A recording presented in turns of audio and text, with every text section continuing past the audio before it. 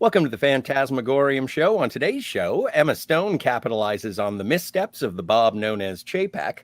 Nerf would like to introduce you to a personal friend of theirs. Hint, it's a pretty rad Nerf pulse rifle.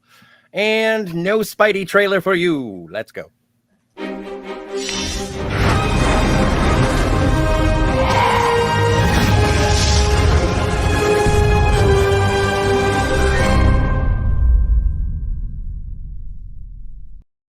And we are live. Hey, Steve, what's going on, man? Not much. I'm pretty mad today. Dude, I don't know where that... It's Nerf and rad. And you knew it was going to get all backwards.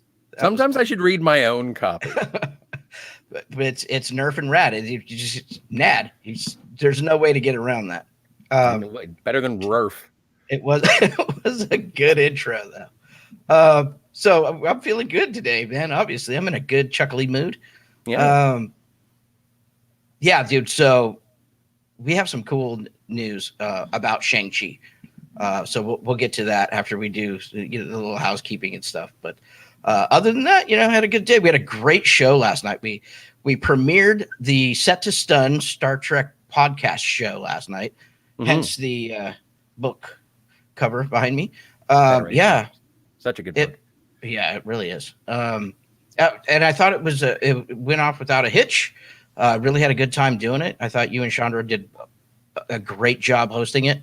How about that Chandra? She's awesome, right? Isn't she? Yeah. So yeah, dude. So, it's been a good 24 hours. How has your day been? I was out in the sun doing work like a man. And or like a person who wants to make money. Right. I don't want to be specific on gender, but yeah, no, it was a good day. I was productive, and I feel very, very productive today, and I want to continue feeling productive for all of you. Nice. Mm-hmm. Well, like we do every day, please like, share, subscribe, hit the little bell, do all the things. Comment down below in the comment section if you're watching this after the fact. And like we do every day, we always share. If you'd like to share a tip, or if you'd like to send a tip with your comment and question, please do so. www.streamelements.com/Fantasmagorium-show/tip. You can also check out our website, www.fantasmagoriumshow.com. There you'll find news. I put up some really cool news items today for some movies coming out this weekend. So you can find some the poster artwork and the trailers for that over there. Also, link to our audio-only podcast. You'll also find our shop over there. You can pick yourself up a T-shirt or hoodie or any kind of other little tchotchkes we got going on. We do have some back-to-school items, T-shirts for the kids. If you're so inclined, you can help out the channel and have something tangible in return, and we think that's cool. All right, buddy. With all that kind of down and out of the way, did I miss anything? I feel like I missed something. Nope, I think we're good. I think we're okay. With that all out of the way, Shang-Chi had a premiere last night in Hollywood, and boy, were the reactions. Now, all we can get is the social media reactions right now. There's still an embargo on the full reviews, but I mean, people are using the word like phenomenal, fantastic. I've heard best comic book movie since Logan. Ooh, that's pretty crazy, right? Mm-hmm. So I put together a bunch of the reactions on our channel, or I'm sorry, on our website, and we'll go through those right now. Scotty, if you'd be so kind. Absolutely. Shang-Chi and the Legend of the Ten Rings. Here are some of the reactions. Marvel's latest blockbuster has garnered some very positive responses. And here are some tweets from around the internet. Stephen Weintraub, hashtag Shang-Chi, is like, no Marvel you've ever seen. Love that it opens the door to a new world that I can't wait to see more of. Simu Liu literally kicks so much ass. And he is perfectly cast. Got to see it in IMAX tonight, and this is how you want to see it. Looked and sounded perfect. Wow. Wow. That's amazing. BD or Brandon Davis BD says Shang-Chi, hashtag Shang-Chi, is awesome. This movie hits all that Marvel does well. Pacing, humor, character, and adds action like we've never seen from the MCU before. Clap, clap. Lots of people are about to have a new favorite Marvel hero. Darker than expected, loads of fun, integral to the MCU Phase 4. Wow, right? Yeah. Drew Taylor says, hashtag Shang-Chi, is an absolute triumph, unexpectedly spiritual and emotionally complex with some of the very best action in the MCU. Simu Liu is your new favorite Avenger, and the movie's myriad influences, everything from Jackie Chan to Hayao Miyazaki, pay off big time. Astounding. Astounding. Wow, nice. Wendy Lee Zani Zany. says, Zany? Yep, I know Wendy. She's awesome. Oh, hey, Wendy. Shang-Chi and the Legend of the Ten Rings is phenomenal. Get hyped. Even fight scene action sequence is better than the last. Simu Liu embraces the Marvel superhero role. Amazing imagery, killer soundtrack. You'll want to see this on the big screen. Hashtag Shang-Chi. Awesome. Kristen says, hashtag Shang-Chi is fantastic. It's full of incredible, beautifully choreographed fight scenes and full of badass women. Get ready to know Simu Liu's name. If you don't already, well, clearly I don't. Marvel has another hit on its hands. I apologize to Mr. Liu. Simu Liu. Simu Liu.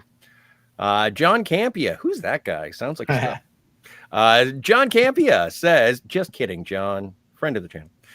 Says, okay, Shang-Chi is a part Shakespearean family tragedy, part mythological epic, part martial arts masterpiece. It is fucking awesome. Never expected it to be this good. Stay for both credit scenes. Can't believe how much I loved this movie. Wow, that is high praise. So John's reaction out of the theater last night was where I got that quote. He said best comic book movie since Logan. I wasn't able to catch his show today to see if he kind of walked that back a little bit or not, but we'll double check on that. But he seemed to love it.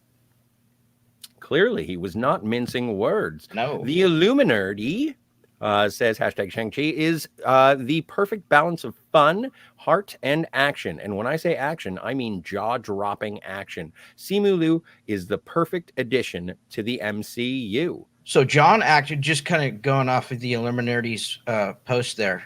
John also said in his little reaction out of the theater that the fight choreography and the fight scenes, best he's seen since the Raid. Jeez. Yeah, wow. It's insane what people are saying. Josephine Speaks says, I'm emotional and absolutely in love with this movie. I'm ready to watch this again and again. Also, hot damn, Tony Leung and Simu Liu. Right? Like exploding heart eyes, love Shang-Chi. POC Culture says, I watched Shang-Chi. It's an amazing blend of East meets West. Hong Kong martial arts action comes to the MCU and changes the game. It's emotional, beautiful, and hilarious. This isn't like any MCU film to date. Wow. Hashtag. Kirsten Acuna. Is this the same one? Did I put this twice? I might have put this twice. Well, let's just say that Kirsten loved it. Yeah. It's full of incredible, beautifully choreographed, amazing awesomeness. Yeah. And yeah, like this. And last but not least, Eric Goldman says, I really dug Shang-Chi. There is a lot not in the trailers. Maybe avoid ads in the next couple of weeks. I fear we'll show more. And it has its own vibe and distinct elements that make it stand out and not feel like a standard origin story. And Simu Liu makes for an awesome hero. So yeah, dude. I mean, people are from all over the spectrum in our fandom circles. Love this thing. Mm-hmm. So yay for Shang-Chi. Like I told you when we were kind of, I think we played both trailers, right? And I think that the second time I said, every time I see more material for this thing, I'm getting more hyped for it. Mm-hmm. And to hear, it's interesting that people are saying it's unlike any other Marvel movie. because I feel that way about what I saw in Eternals. So already are we getting two Phase 4 movies that are completely unlike the formulaic kind of, well, the knock on Marvel is they're pretty formulaic. I tend to disagree with that with certain movies like Ragnarok and Doctor Strange, but that, I mean, that criticism is out there. Oh, absolutely. So are we starting off Phase 4 with like completely different tones and formulas? And it's that, I mean, that's what it sounds like to me. I mean, obviously Eternals is yet to be seen, but yes, I didn't I expected from Shang-Chi to be a basic kind of paint by numbers Marvel movie, and that sounds like not what we're getting. No, it doesn't sound like that at all. And again, I am not a Shang-Chi fan.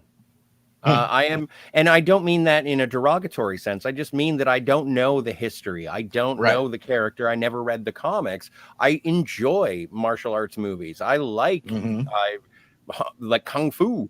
Yeah.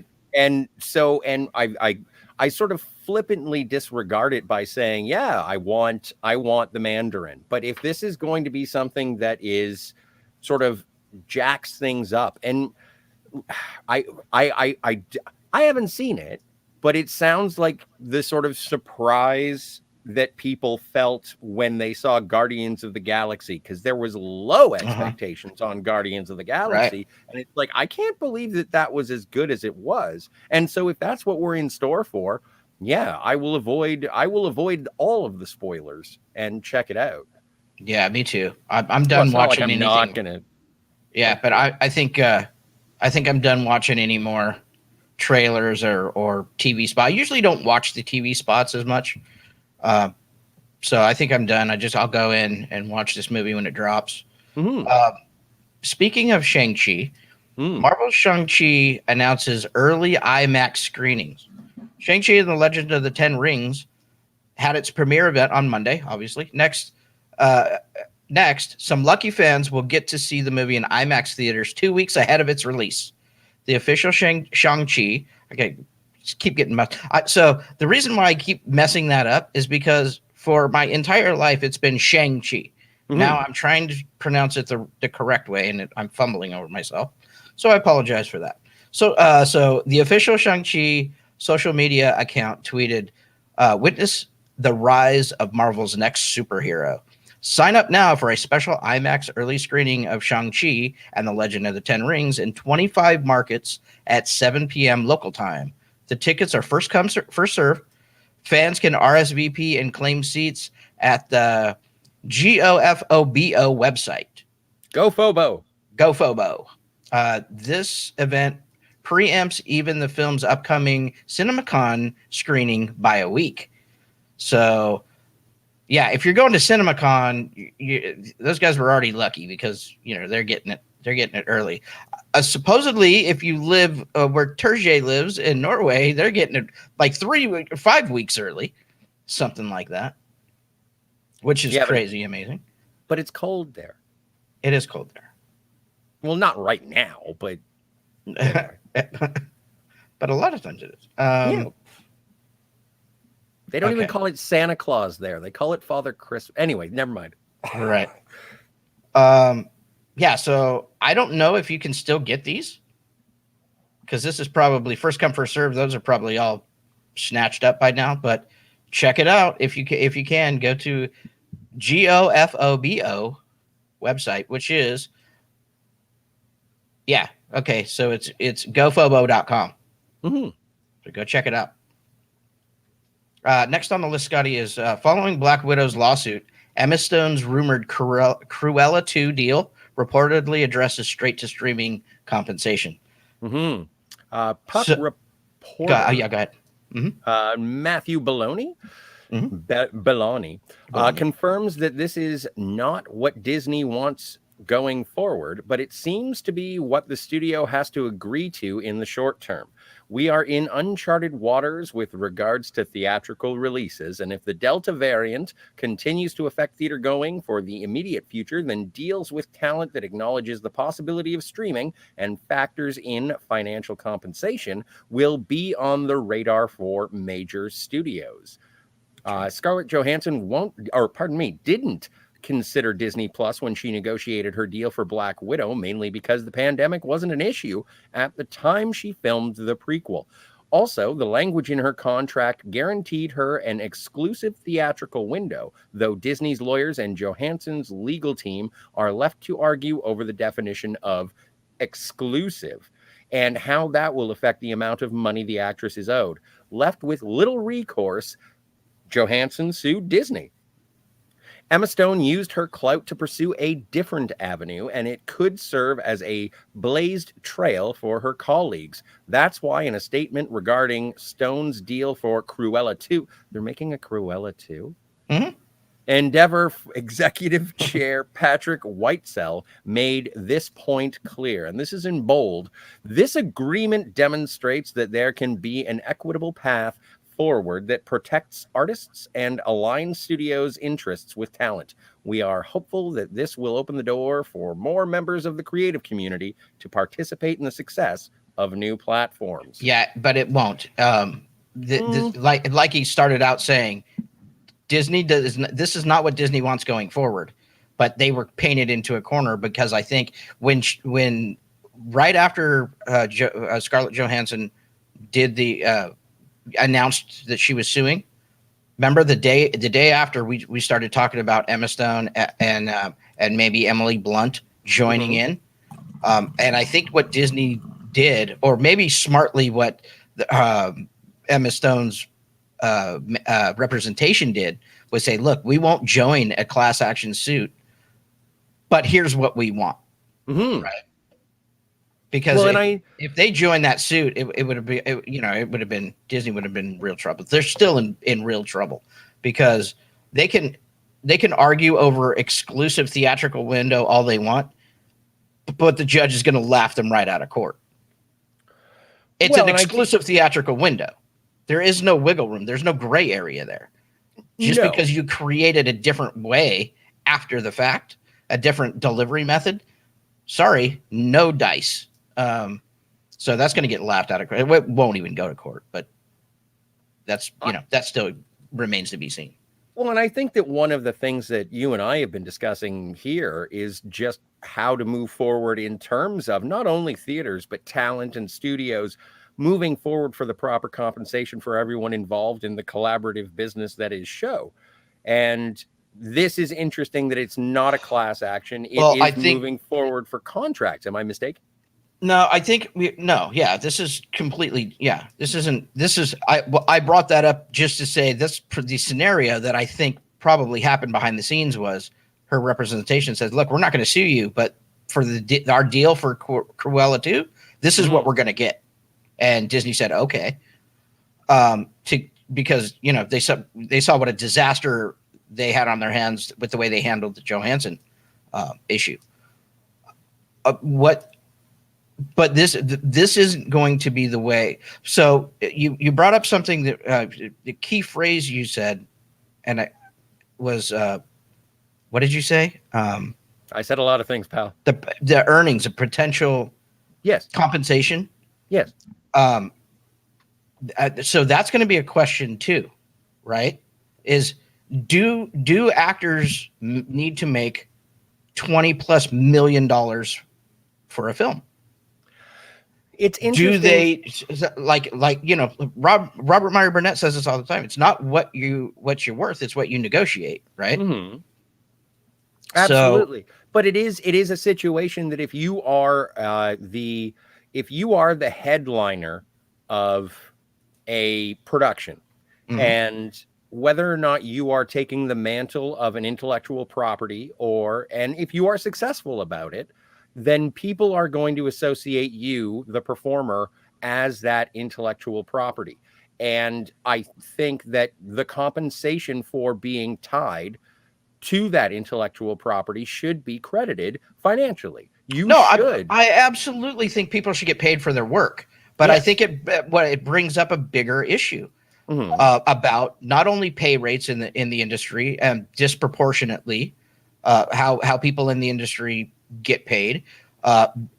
It brings up the issue of how much we're spending to make these movies. Why any movie costs more than $100 million to make is beyond me. No movie needs to be that expensive. Mhm. And that model's been proven over and over again.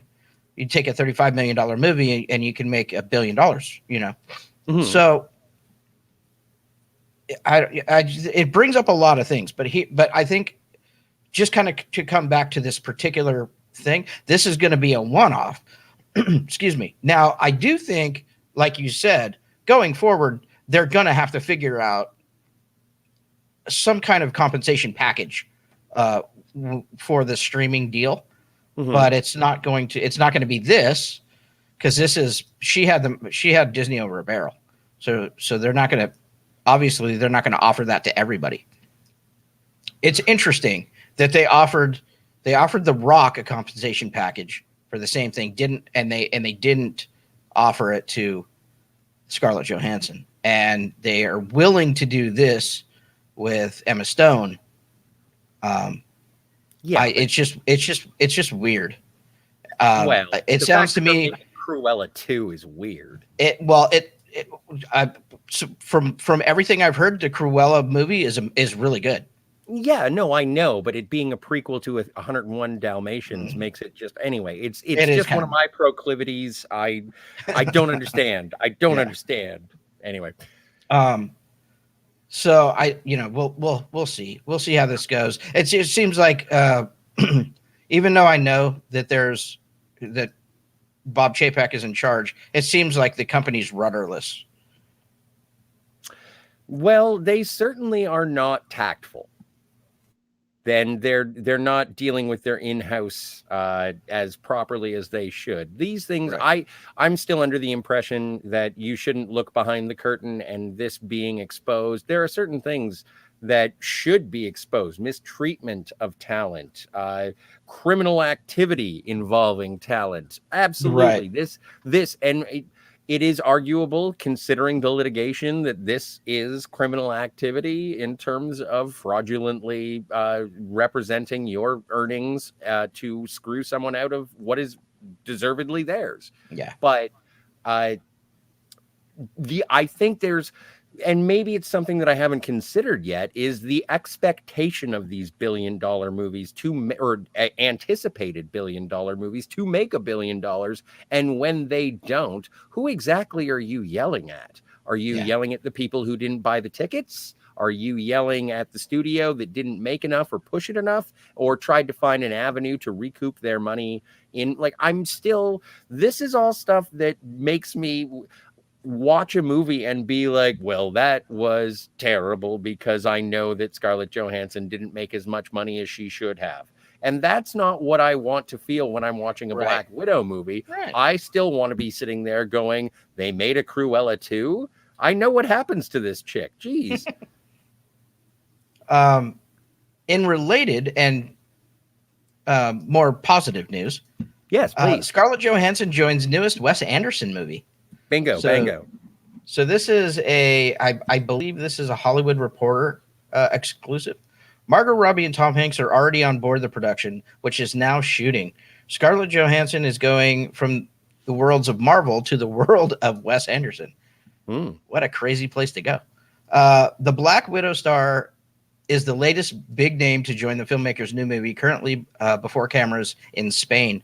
The movie has enlisted the usual repertoire of Anderson thespians, Adrian Brody, Bill Murray, Jason Schwartzman, Tilda Swinton, but it also features high-profile newcomers, Margot Robbie, Tom Hanks among them. Rupert Friend is also on the roll call.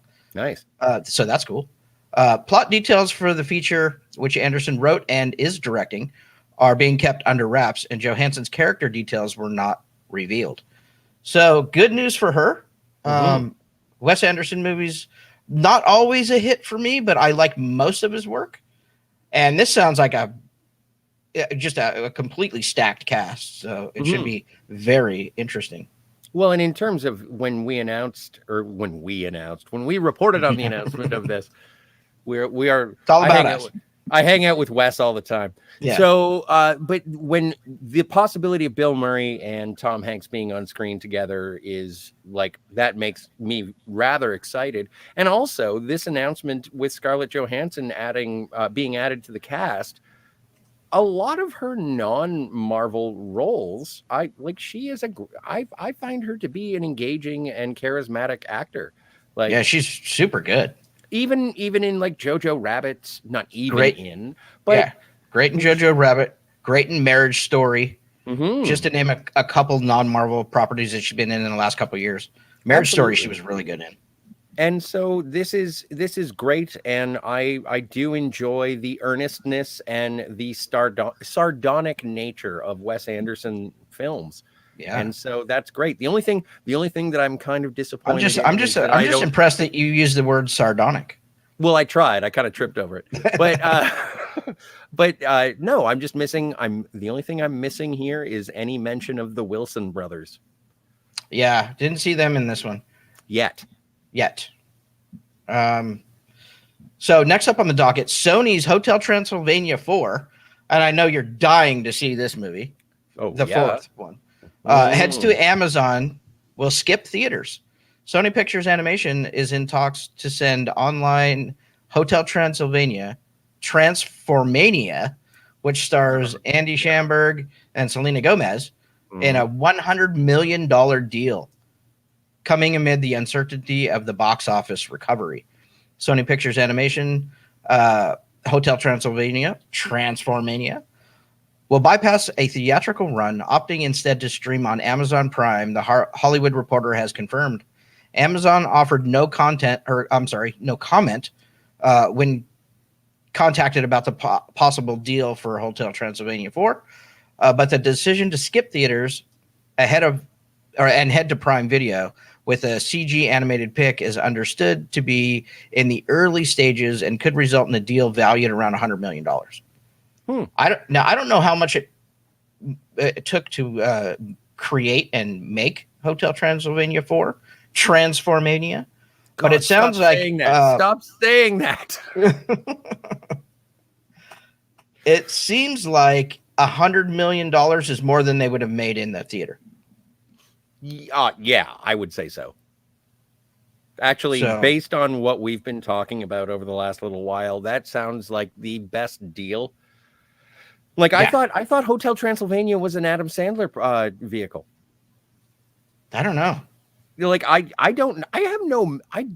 never seen any of the Hotel Transylvanias. I don't think I've seen any. I may have seen the first one. Sure. But I know I hadn't seen 2, 3, and I know I won't see 4.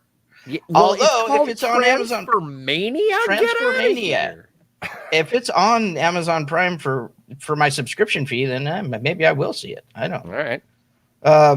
In another blow to Spider-Man fans feverishly awaiting for the No Way Home trailer to drop.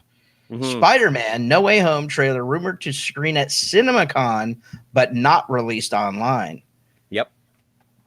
When is the trailer for Spider-Man No Way Home going to be released? Question mark? Ellipses. According to the latest rumor, the Spider-Man No Way Home trailer could be shown at CinemaCon next week, but there is a major caveat.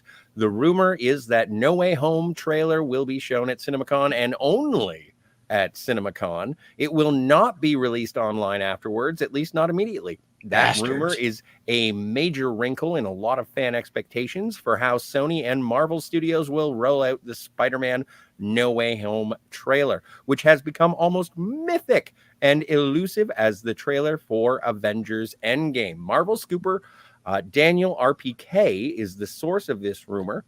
Pardon me. But about the Spider-Man No Way Home trailer coming to CinemaCon 2021, that's a pretty reliable source. And the proposed road Sony and Marvel are taking with the trailer debut does make a certain amount of sense. And I tend to agree. What are you thinking, Steve? Yeah.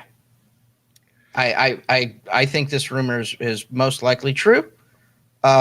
they've been playing very close to the vest and sneaky with this trailer, and I would say they've been messing with fans a little too much about the trailer.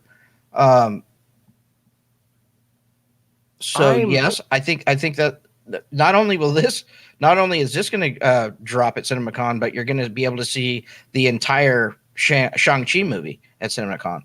CinemaCon is going to be good this year. Yeah. But it's also there was a meme floating around a little while ago, and it was Kevin Feige and Tom Holland standing beside each other, and it was like, we are going to take an unprecedented stance, and we are not going to release a trailer for Spider-Man No Way Home, says Kevin Feige, and then in like sort of blurred text it said Kevin Feige did not say this. Right. And I thought it was hilarious, but even then, like even when if they released a one-sheet poster that had the cast at the bottom and whatever art they decide to release on that one sheet, I think that would, the people who want to see it are going to see it. Sure. I don't know about releasing it to, or having that being a reality in terms of a wider audience, but not seeing what's going on with this movie is making me really, really excited for what's going on with this movie. Right. It's interesting, but in terms of the collaboration between Sony and Marvel. It's interesting in terms of the opening up of the multiverse, which we know Phase 4 is going to deal with the Multiverse of Madness, how we've seen with Loki and the TVA and the variants and like all of Kang. this. Yeah. Kang. Apparently he will become a conqueror. He will.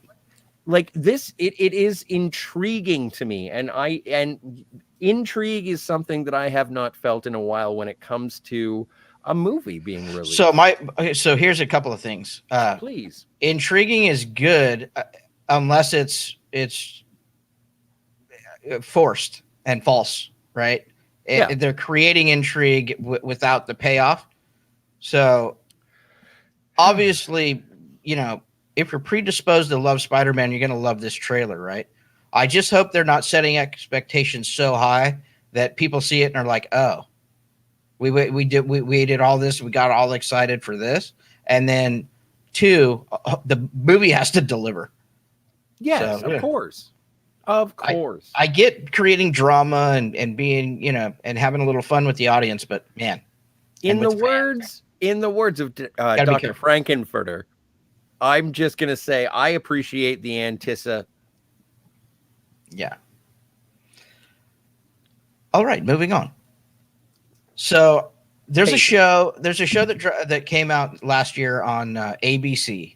Usually I don't talk too much about broadcast TV. Usually it's severely lacking compared to the great television we're getting on streaming services.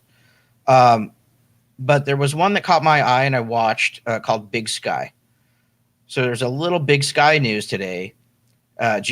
Janina Gavankar joins ABC Drama series regular for season 2.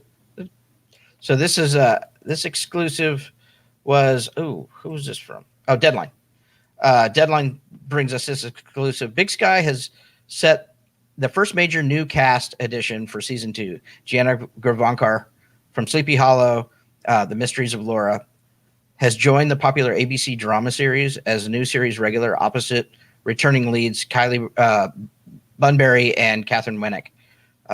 Around here and around these parts, we know Gianna from Janina, I'm sorry, from Star Wars Battlefront 2 as Eden Versio. So if you played the game, you know exactly who this is. She's an awesome actress too, and stunningly beautiful too, by the way. Did you play the game? I didn't, but are you familiar with the game? I'm familiar with I'm a little bit familiar with the game, just from shows, YouTube shows that I watch. Okay. She's been a guest on several times. The only reason I ask, I was wondering if she is the Imperial. I'm not a gamer, officer. Scott. You know that. No, I know, but if you're familiar with the actress and the character, I'm just wondering if she is the character who was part of the Imperial, and then defects to the rebels in. Actually, if you wouldn't mind, go ahead. I actually pulled her heavens. bio. I should read ahead. Yeah. Eden Versio is a fictional character in the Star Wars franchise. She is the commander of Inferno Squad, a group of That's elite right. Imperial soldiers who eventually defect to the Rebel Alliance. I was right. You were right. Finally, I got a Star Wars question. Eden is the Yeah. player character in the 2017 video game Star Wars Battlefront 2, an action shooter developed by EA Dice. In collaboration with Criterion Games and Motive Studios, she serves as the main protagonist of the game's single-player campaign, in which she is voiced and portrayed via motion capture by Janina Gavankar. Gavankar. Yeah, she's awesome. Gavankar. Yeah, she's really cool. My mistake. I apologize, Javina. She's really nice too. She made herself available to SEN Live a lot. But she's good. She's a friend of Christian Harloff's, so he has her on the show, and we got to know her better right around the time they released the game. Cool. She's coming on the show to promote that and some other stuff she was doing. She was also in the basketball movie with Ben. God, what was the name of that movie? Space Jam 2? No, the better one. Where Space Jam 1. He was a basketball coach. Oh, yes. It'll come to me. It'll come to me at some point. You forgot to say Affleck. Ben Affleck. Well, yeah. Yes. I mean, how many? Well, yeah. Ben Forrester and Ben Affleck and Ben Kingsley, right? There Yeah, are plenty 3 to of choose Bens. from. There are plenty of Bens. Yeah, Ben Affleck's. I can't remember the name of it was a good movie. I saw it in the theater too. Well, I saw it on streaming, and I can't remember it for the title. I can't remember for the life. Anyway, she Hoosiers played 2, says Degrassi. No. Yeah, Hoosiers too. She played the ex-wife. Okay. Really good. Anyways, all right. So one more story. This is a fun one. So I'm gonna let you read this one out. Oh man, Nerf release it or for pre-order.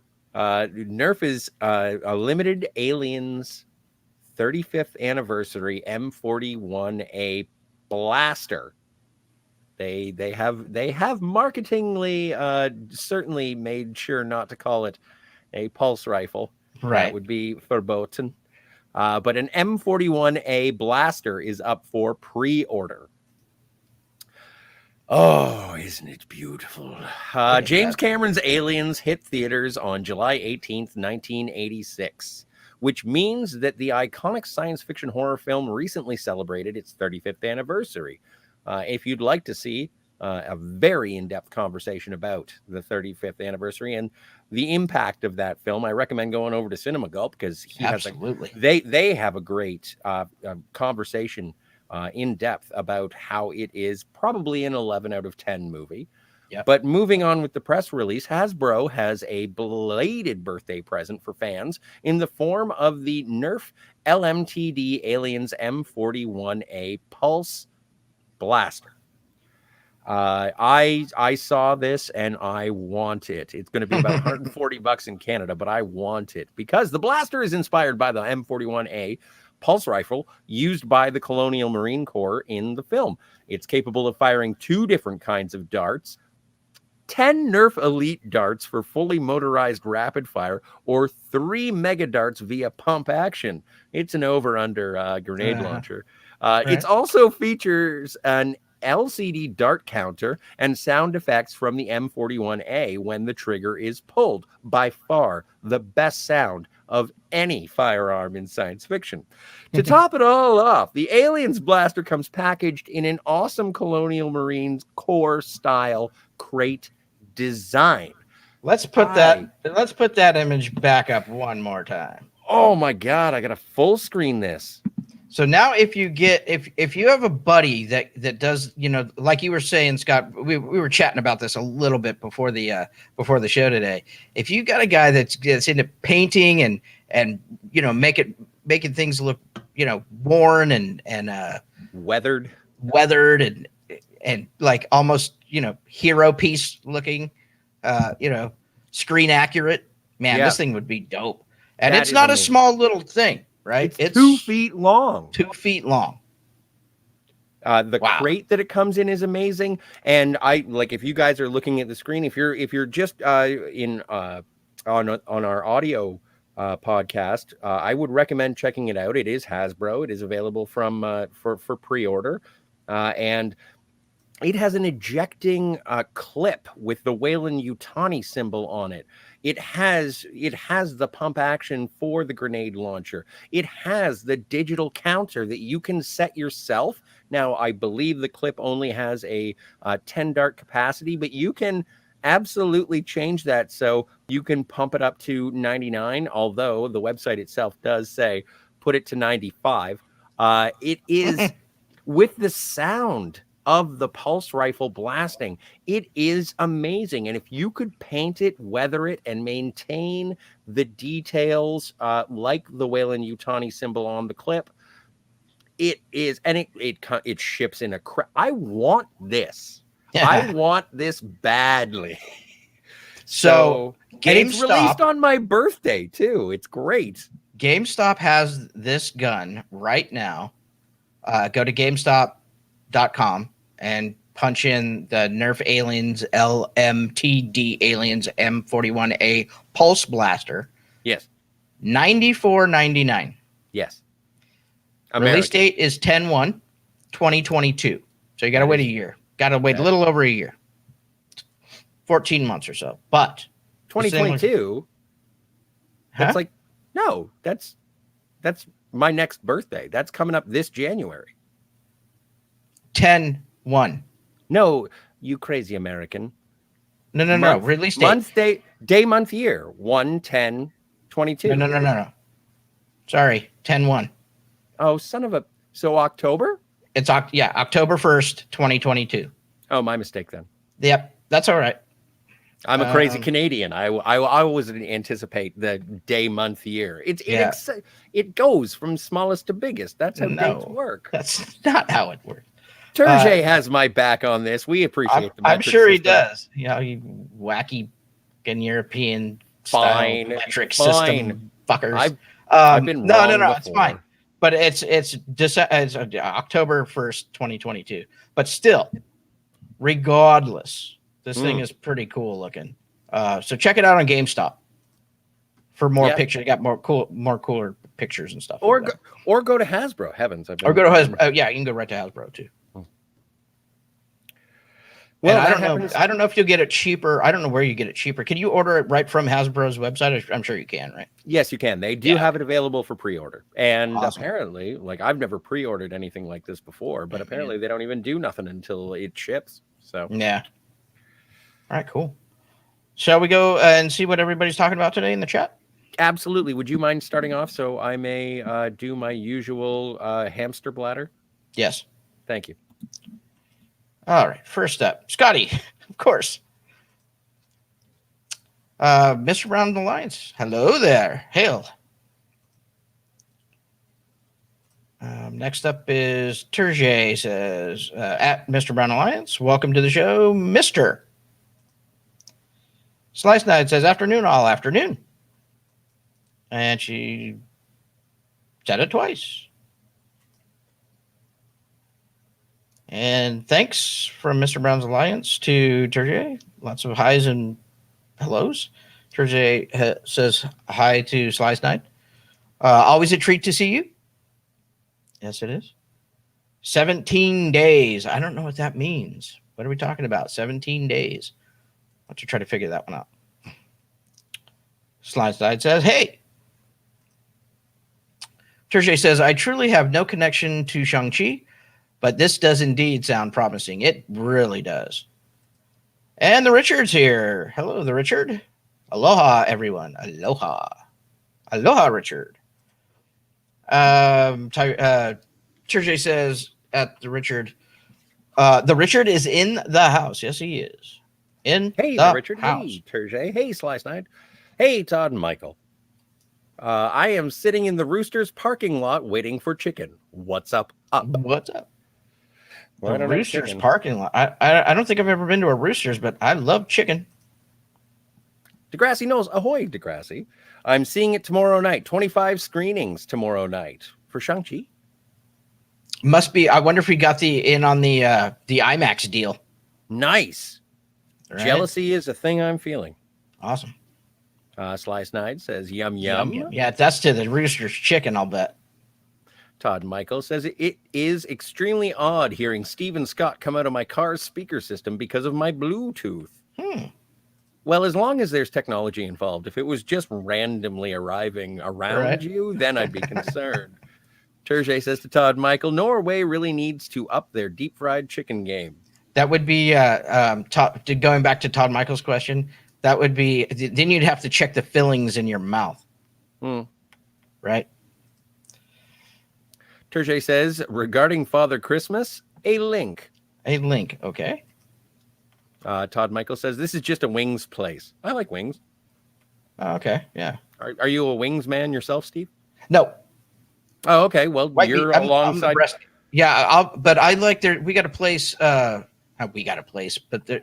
we finally got the chicken tenders, Raising Cane's.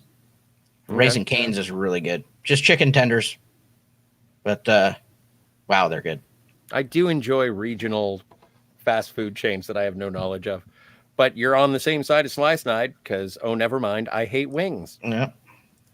Todd I Michael hate says, them. I would rather have, the breast meat. Todd Michael says, well, I'm getting chicken tenders, basically. And Matt gets deep fried cauliflower. And Todd Michael, thank you for not calling them boneless chicken wings because such a thing does not exist. No. Todd Michael says, since he's a vegetarian, I assume there's a reason. Maybe he's just a flavor guy. Yeah. Todd Michael says, I stopped doing traditional wings a long time ago due to the amount of waste. Okay.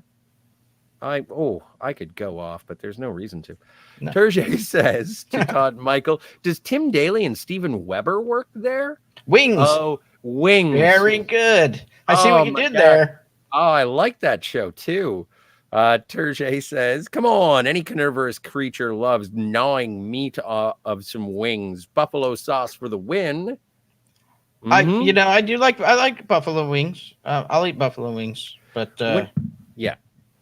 And when I eat buffalo wings, I kind of like to eat them like I'm a cartoon cat eating a fish. I just want to put the whole wing in and pull out nothing but a bone.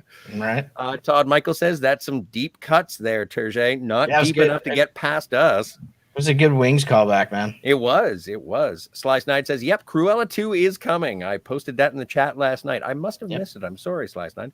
But also, it doesn't make a lick of sense to me. Like, how do you humanize a person who's going to murder 101 dogs? In fact, thank you for that, Sly Snide, because that's where I pulled today's headline from. Thank you for the tips. Terje says to Todd Michael, the first cut is the deepest. Yeah. And Grassy Knolls, Roy Biggins. Now there's a deep cut that is lost on me. Terje says, tip and comment here. Yes, and there's please. A link in the chat. Sly Snide says, I read that there was some wiggle room for Disney via the language in Johansson's contract regarding special circumstances, i.e. they'd delayed the release several times already. That's interesting. That is interesting. But delaying the release doesn't absolve them. They're able to delay the release because of the pandemic. So I'm sure that wiggle room was there. But it absolutely doesn't absolve them from the exclusivity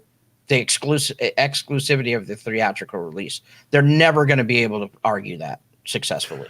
Well, and if I may interject just briefly, if that is a situation where it has been pushed back again based on what could be conceivably regarded as an act of God. That is something that it's like, okay, you came out guns blazing, and this is something. So that's fine. That's fine. But then that has to be all the argument is going to be. Then that has to be applied equally across all properties, and it was not. They picked which is going to go onto their Disney Plus and which films weren't.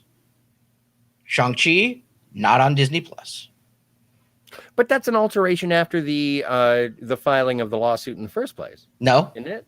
Oh, nope. It was never intended to be released on Disney Plus. ever. It was Okay. before Disney Plus and before the pandemic.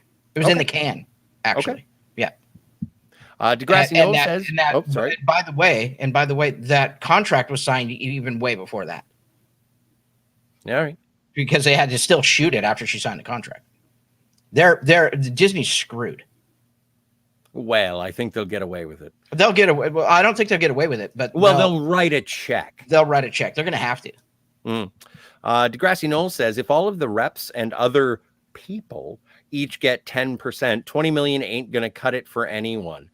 Well, I don't know. Again, it's a Hollywood accounting. You may be absolutely correct, Degrassi. I don't know. The pieces of the pie that are involved in everyone who makes a movie is literally beyond my comprehension. I don't know. Craft services may be getting screwed in this deal. I don't know. Yeah, they're going to have to figure out a way to make movies cheaper anyways. I mean, that's a correction that has to come. And it was a long time coming. It was a long time coming. Terje says to Sly Snide, I'm pretty sure Disney will turn out on top of the situation, but we'll see. I don't know. We'll see. I disagree. I don't think so. I think they're in a bad situation, but they can hire the best lawyers in the world. So yes, they can. Degrassi Noel says Emily Blunt got a new deal too, right? I don't know. Neither do I. I'm not sure, but it wouldn't surprise me. Seems like everybody is getting deals now except for Scarlett Johansson. Which sucks. Pete Dencott. How are you, Pete? Hey, gang, I've noticed certain YouTubers are accusing the good reviews of Shang-Chi as being bribed by goodie bags. No. Come on. That's silly. I don't think it is completely. One of the tweets that we read off was from POC review or something along those lines. And so it is a possibility that these could be like, I was curious when reading those tweets in going back and seeing what the reviews for Captain Marvel were. And so it is early hype. It is people who have been availed. We gotta remember, these aren't reviews. These aren't reviews. These are social media reactions coming out of the theater. So, so will it change over time? It might a little bit. Will it change over John Campion's seen this 3 times before the movie drops. Well, and Pete, when by goodie bags, I've never met John Campia. I am only familiar with his channel, and I somewhat trust his reviews. I do take his opinion into account, but I wouldn't say that he's a goodie bag. He likes good movies. No. I think what he's saying is they're being bribed by giveaways. And what I'm saying is that I don't think that John Campia is. I don't think that. Look, are there a couple out of the hundreds of reviewers that may be swayed by some? You got to remember, this is a job for these guys. What? And to say that they're paid off to give these reviews, to me, it just smacks of people that have absolutely no idea what they're talking about, trying to gin up some kind of controversy, because they obviously have no idea how the entertainment press actually works. Like me. Because I mean, to say that, they just get paid off. That's like calling people on YouTube, oh, you're just shilling. Yeah, you're a shill for Big Oil, or you're a shill for Marvel or DC.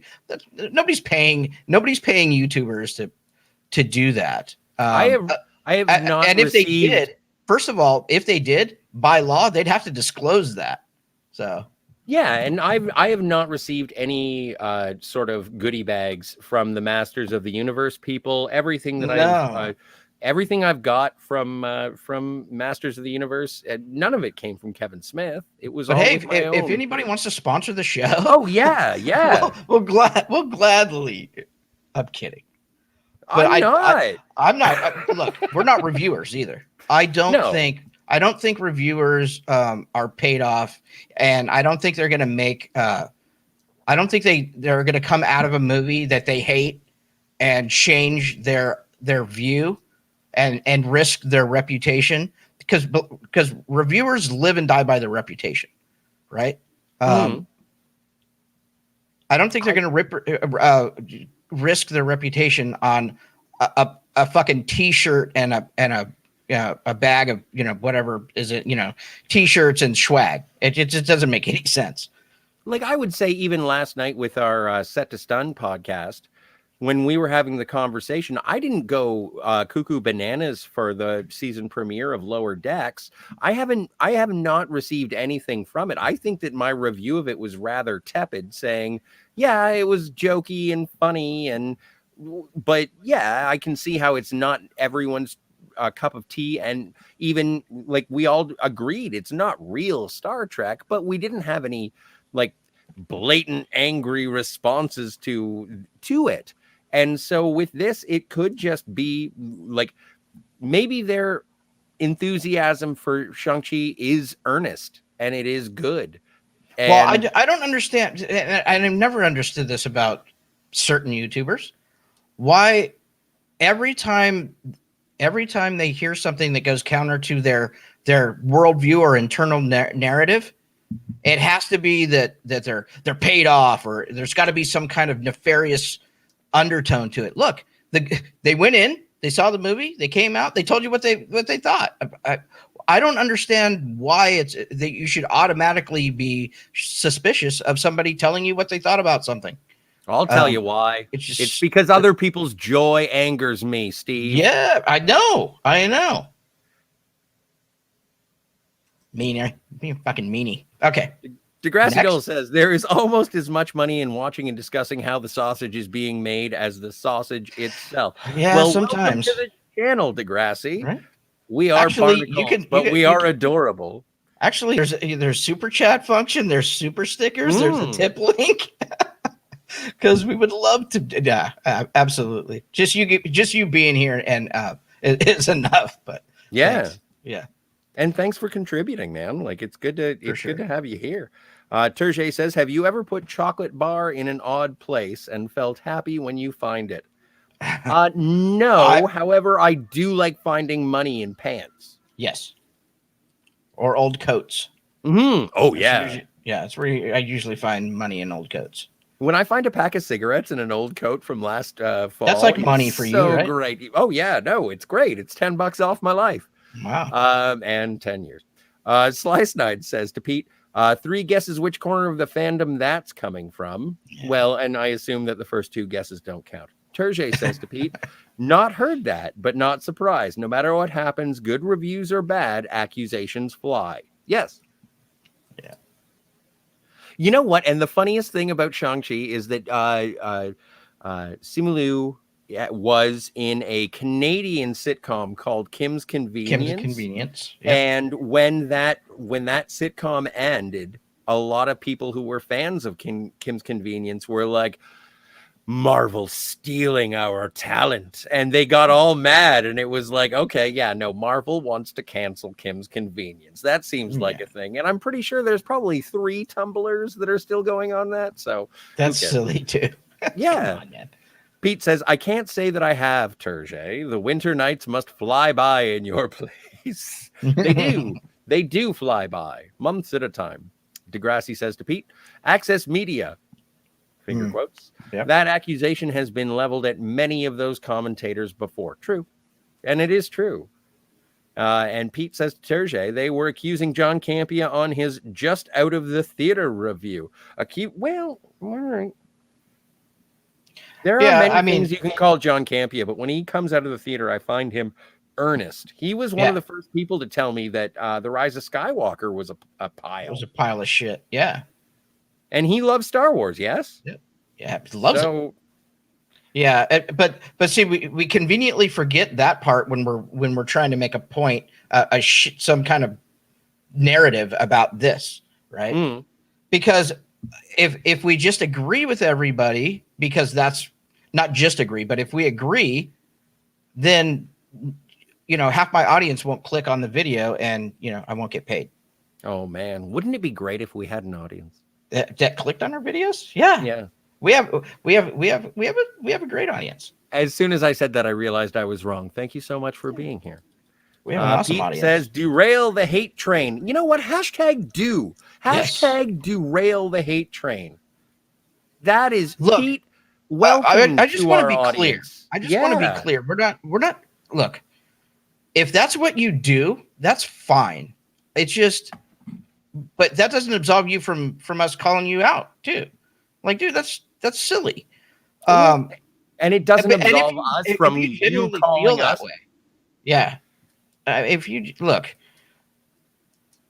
we're not, this channel's not here to talk about other YouTubers. I absolutely don't want to do that. But when this stuff comes up, I mean, it's interesting. We're not gonna call people out and do that stuff on our videos or in our titles or any of that stuff. But if you guys bring it up in the chat, we'll absolutely give you our honest opinion about it, and the way we feel about it. And it's crazy what happens, and it's not just in our fandom. For movies and movie news and TV shows, it happens all over the place. You have and on both sides. It's not one side or the other. It's just people taking advantage of a situation. They figured out a way to make some money, and they're just that's what they keep hammering at. And it's unfortunate because it brings everything down. But on the other side, you can't just take the access media, or you can't just take the regular media's word for everything either. You have to do your research, and you have to have multiple sources. And I think you have to find people that at least you have a comfort with, that they're not lying to your face when they speak. And that's just going to be up to the individual, right? I've been in rooms with many people who have disagreed about many things, and there have been inebriates involved, and everyone enjoyed, even when the band started playing a song that some guy didn't like. Everyone could sit down and have a conversation and say, you know what, we're still having a good time. Just wait 3 minutes. Yeah. It doesn't have to be a war every time something somewhat, well, I don't like this. Well, then I think we should start flipping tables and glassing suckers. Like, that's not how people interact. So I don't like that. And if I'm wrong, like, I think Lord of the Rings is poo, but that's my problem. It's not your problem. You may love it. I've never interacted with Dune in my life. Steve knows more about Dune that I am yet to discover. And it is the interaction and the incorporation and the learning about all this stuff that makes it amazing. And Todd Michaelman knows more about Dune than both of us put together. Oh my God, I know. So let's go through a couple of new subscribers, if you don't mind, Scotty. Kevin Bubnick subscribed. Thank you, Kevin. And Wandering Soul. Thank you for subscribing, Wandering Soul, and I'm glad that both of us remembered. And Squirt Russell. Oh my stars, have you escaped from LA? Squirt Russell has sent in a $5 and some cents super chat. Supporting the channel on that level, dude. Very much. Don't give a damn about Shang-Chi or whatever. Shang-Chi. Shang-Chi. Or whatever. Nothing beats the foo in a Big Trouble in Little China. Hey, man. Yeah. You're right. And I am absolutely sure that there are a bunch. I'd have to see Shang-Chi, or what did you call it? Shang-Chi? Shang-Chi. I'd have to see Shang-Chi before I start comparing it to other kung fu movies. But Big Trouble in Little China, I think, has some of the best. There is something about when the two they're jumping toward each other, kicking, and it has like the anime flashing lights. Like, no, Big Trouble in Little China is definitely up there. So thank you for that, Squirt Russell. Sly Snides is agreeing with Pete. Terje says, I'm more than game for someone to pay me to like something. I'm such a whore for money. Yeah. Oh, but it would hurt. As long as you disclose it, right? Well, no, but I think it would. I think at a certain point, your own conscience is going to catch up with you. I think so too. That's why I could never do it. I have too much of that. Oh, I got that Catholic guilt from when I was a little kid. I just I Can't do it. The Richard says, "What's up, everyone? Super busy here. Hope all is well with you." And the Richard, thanks, man. Like, I hope everything is well with you. I haven't talked to you in a while. I'm looking forward to it again. Terje says to Pete, "Derail the Hate Train should be this channel's moniker." Well, hey, man, you guys are the audience, and That's as right. much, yeah. If you would like that, derail the hate train. Absolutely. Do it. Degrassi says Sandler and James are out of Hotel Transylvania installment. Exactly. So even the people I didn't care about are out of this thing that I don't care about. Yeah. Pete says, Terje, leave Monica out of it. She has a hell of a time. Geller? Anyway, the Richard says Hotel Transylvania is a lot of fun. It is Sandler. I actually kicked ass winning all of the toys from a claw machine a few times each. And I just haven't seen it. Degrassi says Monday, August 23rd. Okay. Oh, is that when he's going to see it? Oh, well then let us know. Hey, Degrassi, you should let us know. Yeah, for sure. Terje says, trailer not to be released online. What bollocks? It hits online seconds after it shows. Filmed by some guy that smells of bananas and regret. Filmed with his phone. Yeah, at CinemaCon for sure. Yeah. But it'll be taken down so quickly. And Sly Snide does deserve the rolling on the floor laughing. Yeah. And Degrassi says, bananas? Like Shang-Chi? Apparently it is. Absolute kung fu bananas. The Richard says, Hotel Transylvania is an excellent Halloween family franchise. Yeah. See? Oh, twice? I just haven't seen it. Terje says, subscribe here. Yeah. Thank you for the link. Sly Snide says, Antica, what? Don't leave. No, Antissa. Antissa, what? Degrassi Knowles says smoke show for Mando season 3. Oh, I don't know. Was there an actress reference for Mandalorian season 3? Not today, but I'm not sure if he's talking about Janina Gavankar. Possibly. Because she is a smoke show. I don't think she's going to be in Mando, but she's a smoke show for sure. Patient. Sly Snide says Big Sky was a train wreck. So, of course, I had to finish it, but I missed the entire second storyline due to pee. Yeah, I don't know. It's not. So I have to qualify it as it wasn't bad for a broadcast TV network television thing. But that's not high praise either. It started out really good. It kind of meandered in the middle, and then it kind of ended kind of cool, but I don't know. Degrassi Knowles says she was on True Blood, Changeling or Werewolf. Can't recall. So hot. Oh, I'd have to know which season because I did watch a bunch of True Blood back in it would have been about 10 years ago. You know, I just recently started watching it because I missed out. I was late to the party on that one. And I was watching the first, I've got about halfway through the first season. I didn't realize how campy that fucking show was. Campy, but the world building in that is great, and the soap opera. I gotta keep going with it, I guess, because I was like, man, this is this is not what I expected at all. No, it's almost like a cross between Dark Shadows and Dawson's Creek. It's pretty. It's weird. Pretty cool, and it gets into like national politics. One of the vampires ends up running for Congress to. Oh God! I'll try to keep at it. I got about halfway through and I was like, oh, what is this? And I kind of tapped out, but maybe I'll go back to it. Thank you for reminding me about True Blood, Degrassi. Hoosiers 2. Yes, the basketball boogaloo. Sly Snide says, Big Sky was a train wreck. Okay. So, of course, I had to keep watching it, but I didn't resume watching after their second extended break because I completely forgot about it. Yeah. Well, the Richard says, my brother Chris is here helping with some stuffs and watching the show for the first time. Oh, cool. Hey, hello, Chris. Hello, brother Chris. Terje says to Sly Snide, my ex recommended Big Sky to me. Haven't checked it out yet. It's not bad. I mean, but you got to, like I said, it's not bad for a broadcast TV show. Sly Snide says very poor production and release strategy to randomly add several episodes during production sounds very indecisive on the network's part. Yeah, I agree. I agree. It's kind of, yeah. But it's There's better actually than the season is kind of broken up into two parts, and it's two almost completely different storylines. So I don't know exactly know where they're what happened there. I don't know if it's pandemic related or what happened, but it's not it's not a complete pile of shit. I mean, as far as network television is pretty bad nowadays. ABC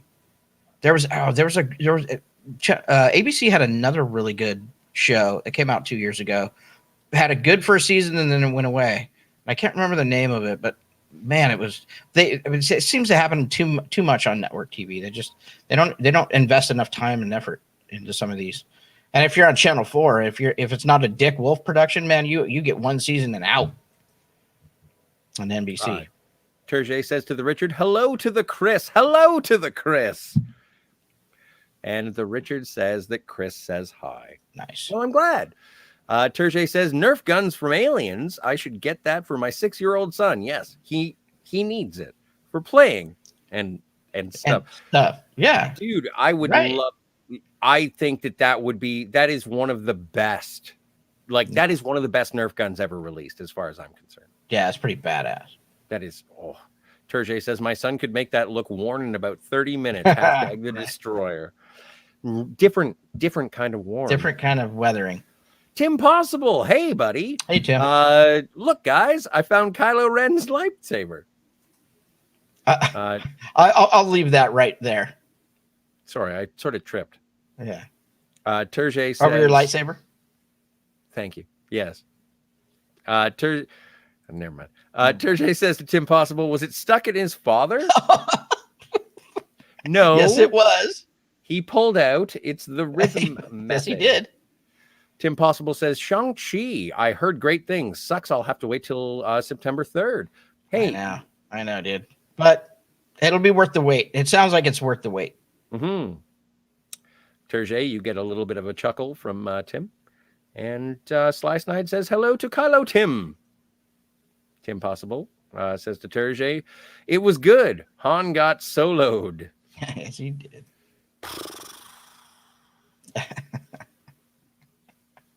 I love you, Tim. But you're making fun of one of my childhood heroes here, pal. The Richard says all other countries use 22, 10, 21. It goes from smallest to biggest. Day, month, year. That's the way it's supposed to work. It doesn't make sense to have month, day, year.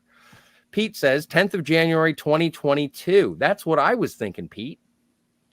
But that's not what GameStop said. Now, but GameStop may not be getting they may be having to wait to get theirs.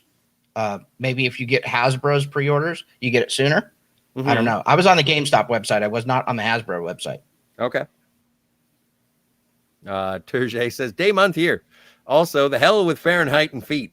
That's right. Well, I do like rating. Like I like feet. I don't like. Yeah, I don't like saying how many. I'm the foot fucking tall. master. I love feet. I love you, Steve. Tim Possible says, hail to Sly Snide and the Richard. Sly Snide, yep. Month, day, year. Well, I accept your apology, Sly Snide. No apologies necessary, by the way. Well, it seems that you've created a feud. Yep. Hey, you're in North America. You should be on our side, not those idiots across the pond. Queen's on my money, dude. I know. That's your fault, and I'll accept your apology. No, it's not. It's the Queen's fault. I am a victim of colonialism. I'll accept her apology. We fought a war and won, damn it. We burnt down your house. I don't care how white it was. Oh. I know. We can start an international incident. And then kicked your ass all over the place. What? Come on. You want our maple syrup and trees? No, not you guys. Oh. You're just a colonial expansion project. Don't make us take back Mike Myers. Please. Well, it's fair enough. I know. As soon as I picked that name out of a hat, I was like, not the best choice. Yeah. The Richard said, aloha to Terje, Sly Snide, Mr. Brown. Mr. Brown is here. Heaven. Yes. Degrassi Knowles, Pete, Todd Michael, and of course, Tim Possible. The Richard, you are a consummate gentleman, sir. Thank you to all of you for coming by. Yeah, thank you all for coming by here. Degrassi Noel says these long pre-order waits make everything feel like it's being crowdfunded. Not that there's anything wrong with that. Take the Mezco 1/12th Batman 89, for example, ordered in January 2020. Yeah, no, I get it, but it's also it doesn't it that kind of thing gauge market interest? I think it does, especially with like some of the Hasbro stuff. I know like the Razor Crest and some of their big items, they won't even they you have to reach a certain threshold of pre-orders before they'll even make the thing. And if they don't get enough, then you just never get it. You get your refund and that's it. Yeah, but a $500 Playmobil Enterprise, Right. I'm like, no. Right. Yeah. $500. Pete says, hey, Richard. And I do think, just going back to Degrassi, the Hot Toys pre-orders are like that too. The Hot Toys take forever.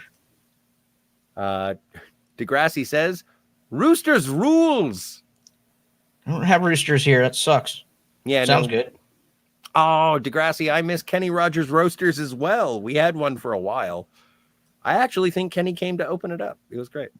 The Richard says, is this a podcast? I was just working with my rabbit ear antennas and heard some weirdos talking. Indeed, if you would like to find our audio podcast, you can go to the Fantasmagorium.com, Fantasmagorium show.com.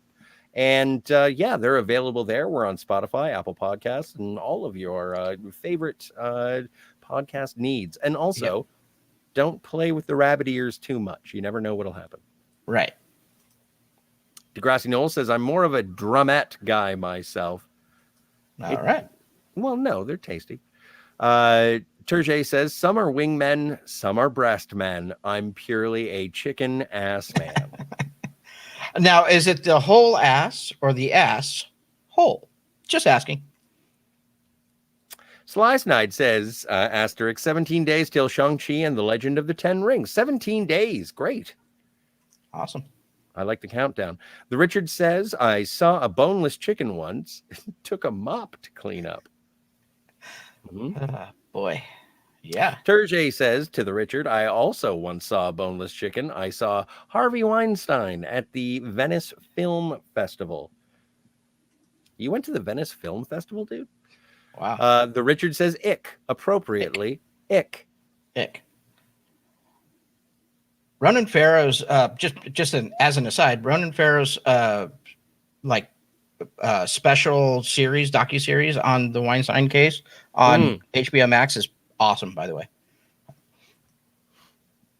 Sly Snide says, haha, good one, Terche. And Pete says, I once saw a man eating cabbage. He had it with beef and other assorted vegetables. I enjoy a good cabbage roll. Terje says to Pete, I once rode the train with a man who had a whole bag filled with diced onions. It was a horrible time.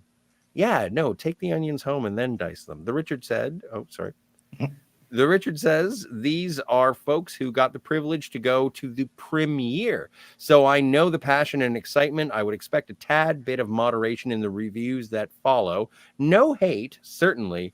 No paid off. Yeah. Well, and that's what we were sort of just referring to is the raw, unabashed social media reaction, initial reaction to Shang-Chi.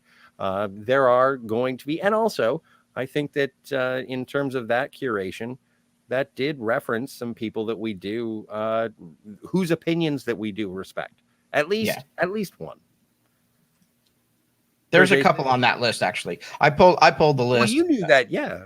Yeah, Wendy? I pulled that list. So those are all people that I trust, not to be like on the take, you know. No. But if you're hanging out with a bunch of friends who say that they like this movie, or a bunch of people that you met at a party and it's like, no, they seem cool. They like this movie. I don't think that's I don't think that we've done anything. I don't understand, but even if somebody hated a movie, even if they came out and said, I hate the movie, I love the movie's okay. What? I don't understand. Why do you need to attack any of those positions? Who cares what they think? Well, I don't think it's a matter of attacking. I think it's a matter but that's of exactly what they questioning. did. They're questioning the motives. Yes. So usually when you're in a debate and you start questioning the motives of, that's the first sign that you're completely losing the debate. Right, but we're not in a debate, dude. We're just having a conversation with a I'm bunch not of people talking who about like a you. movie. I'm talking Okay. about people that are questioning the motives of other YouTubers that are questioning critics' motives. I mean, that's their job, is to go watch these things. Mm-hmm. You know, they're not paid to watch them. They just get to early, so they can do their reviews. I'm a guy on the internet and I watched the entire Fear Street trilogy. I thought it was fantastic, entertaining, and I would recommend it to everyone. And I know Sly Snide thinks that I'm a babbling idiot for liking them. So Yeah. whatever. I didn't get nickel one. But that was the point I'm making. Like, film and art is subjective. Mm-hmm. It's gonna hit everybody differently all the time. It doesn't matter. There is no objectivity to it. There's no measurement. You can't measure. The only measurable part of a movie is the runtime. Ooh, that's a good question. Is Birdemic better than Battlefield Earth? Ooh, no. Oh, maybe. See, subjective. Yeah. Terje says, "You see the most shocking thing." That's my opinion. My opinion is complete. It's how it lands for me. It's completely subjective. Birdemic is objectively worse. No. To who? To you? Have you seen the special effects in Birdemic? It doesn't matter if I've seen it, not seen it. But that's an objective qualification of quality. No. Of what quality? How you can't measure special effects, acting. You can't measure that. How do you measure that? Enjoyment on a general audience enjoyment through subjective. Consensus. No, that's also subjective. Because it's like it's exact same thing as a joke. If we're sitting in a comedy hall. Theater, whatever, a comedy store, let's say, and we're watching a comedian, and the joke lands for you, but it doesn't for me. That doesn't mean the joke is objectionably bad. It's subjectively bad for me, but good for you. So same thing with movies. The only measurable part of a movie is the runtime, because you can't measure anything else, because it's all how it interacts with you, how you respond to it. That's why all art is subjective.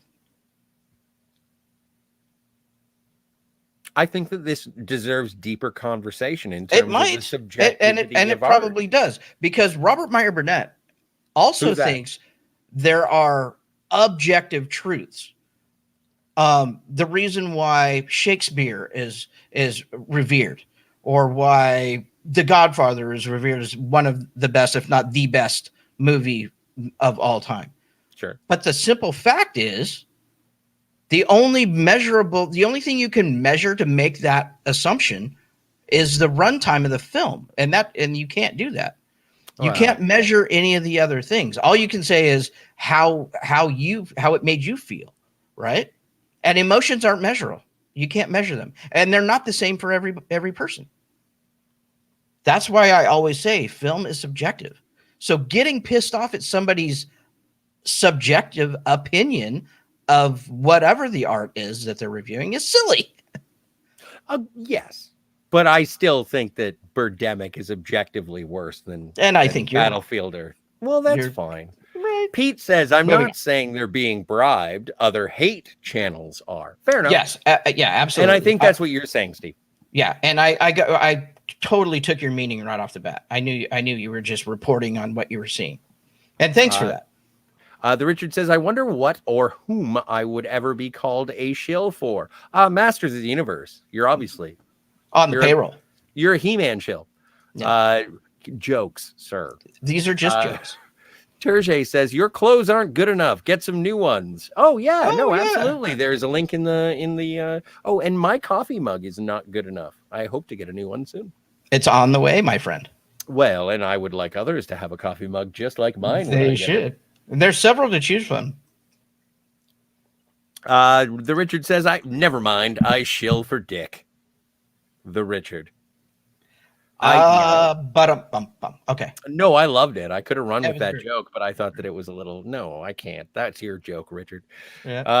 Terje says, "I'd pay money to listen to Scott saying cuckoo bananas all day. It is your new ringtone. Please clip this. Cuckoo bananas."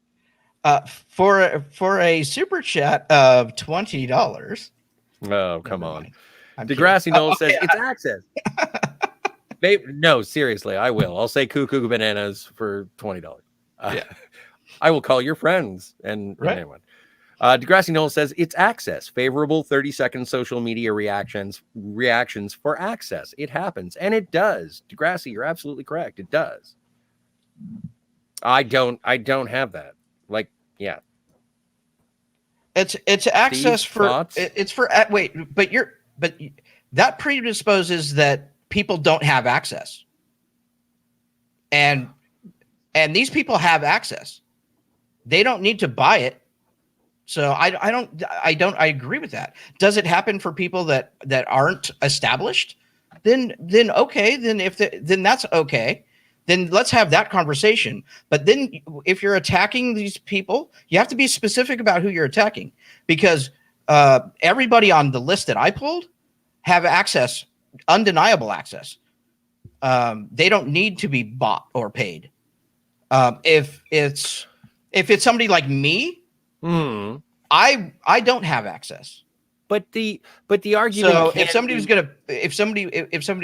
was gonna pay me for a favorable reaction to something, but the argument can be made that is, if you have the access and then you report negatively on what you were given access to, then that access can be revoked. And so while you are attempting to be honest, you are also do you know people that's happened to? Well, no, man, I don't. But I'm just saying, me neither. I just. But that's the problem. We're assigning, we're ascribing things that aren't even real in order to try to push a narrative. That's not even real. It's an assessment of possibility. Sure. And we honestly, like, I know when I've watched YouTube videos with people and they have been ascribed as being shills. Do I think that Kevin Smith cries for everything because he is trying to sell whatever he loves to me to make sure that my money goes to what he loves? No. I think that he is at a point in his life that he unabashedly loves everything to a heightened emotional sense. And people say, oh, no, he's just a crying shill. And it's like, no, he's not. He's being honest with his audience. But if you don't like that emotional honesty and you'd like a little bit more sarcasm and emotional distance, then pack up and move along. So here's the thing. Like I said, are there people out there that are trying to and that will just go along to get along for that access? Absolutely. Yes. There's people out there. If you're gonna call them out, I have no problem with that. Don't call out people that already have access as being shills when we know that they're not shills. And also, it just doesn't make any sense when they have access. The flip side of that is the people who are going to unabashedly hate absolutely everything because it even mildly whiffs.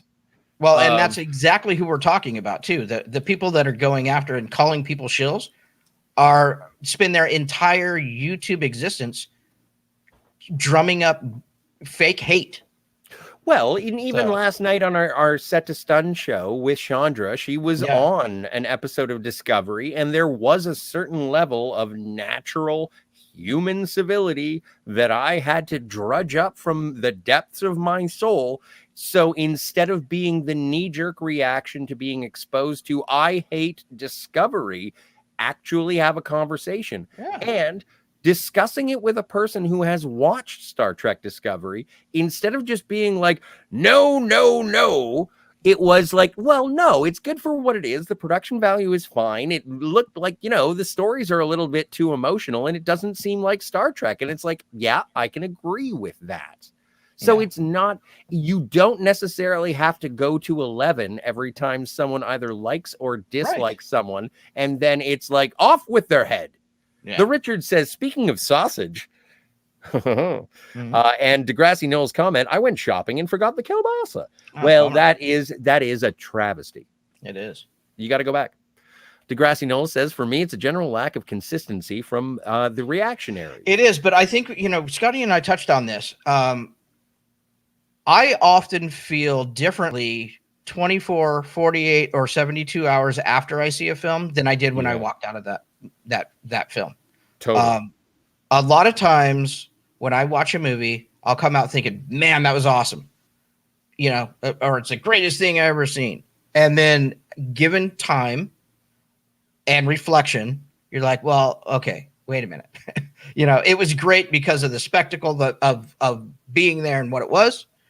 But on further reflection, here's what happened. There was a plot hole here, and maybe it could have been, maybe shaved 15 minutes off. It could have been a little tighter. Maybe the editing wasn't as spot on as it could have been. Whatever it is, right? So I think yes, there is lack of consistency, but I don't know that that's automatically we can automatically ascribe that to the fact that they're shills being paid, more so that they're over time their actual review comes out differently because they had time to reflect on what they saw.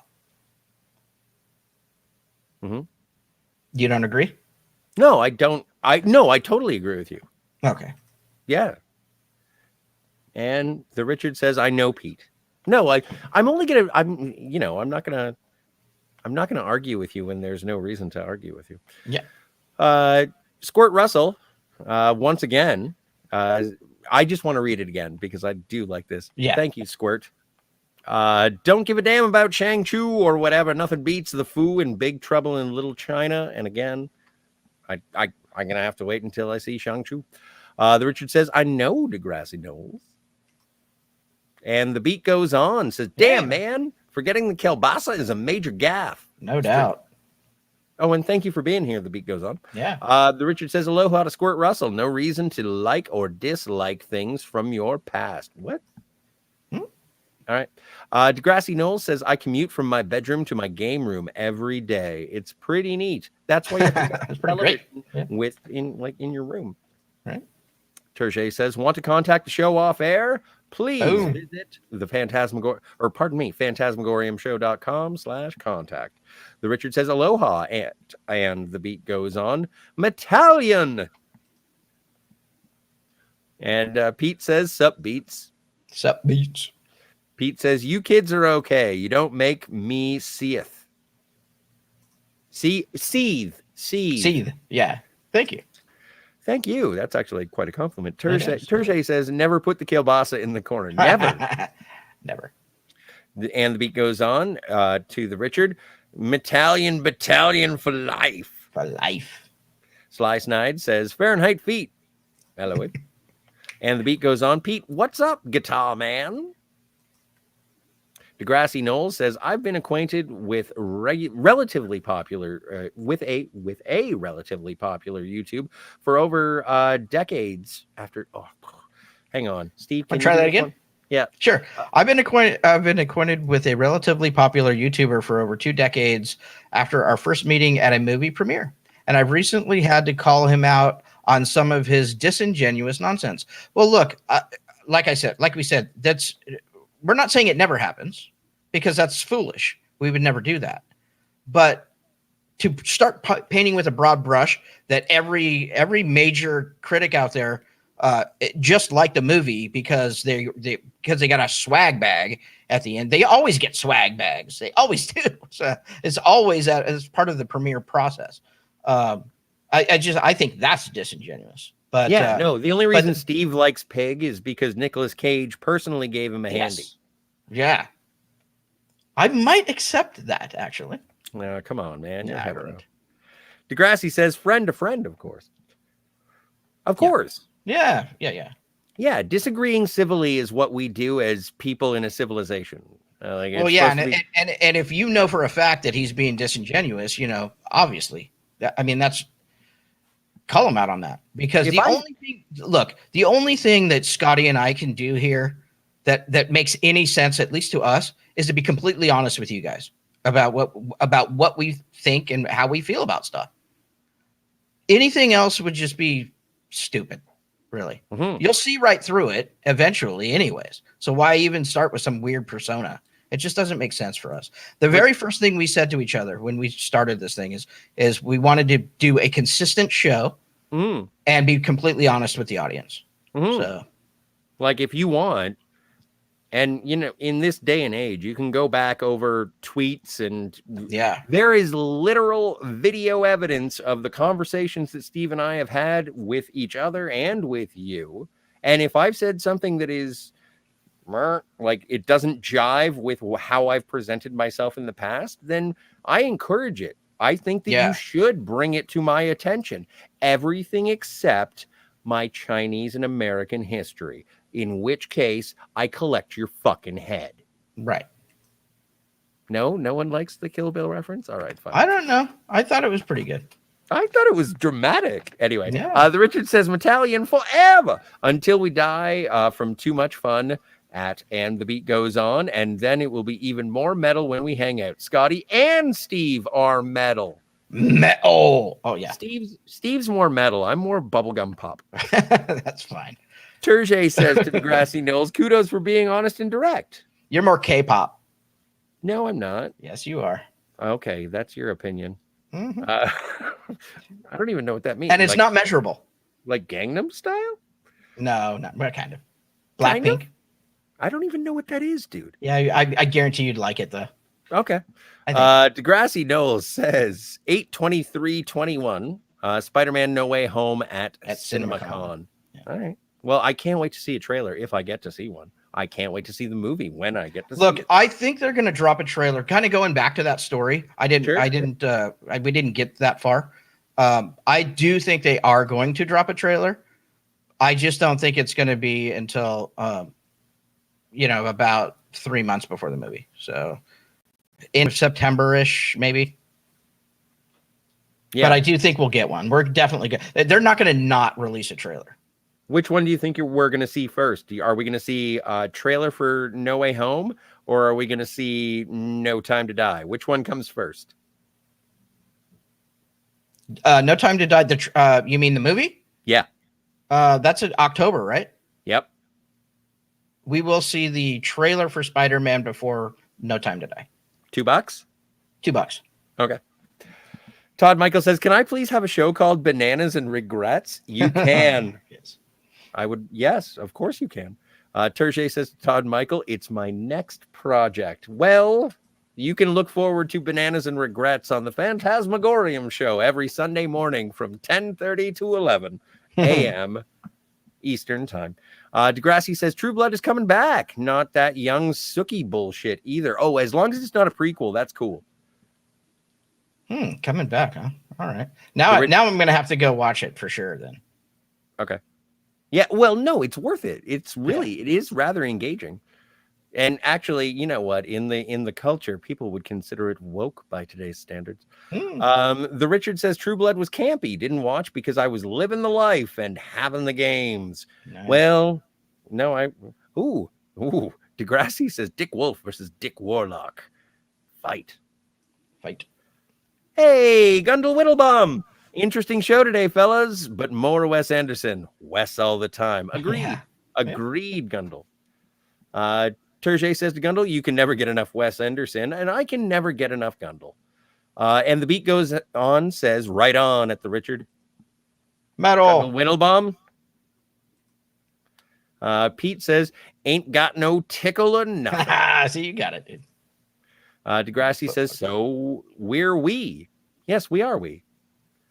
Terje says 9 viewers and 7 likes. We can do better. Help us fight evil. Don't smell of bananas and regret. Smash the like. That's right.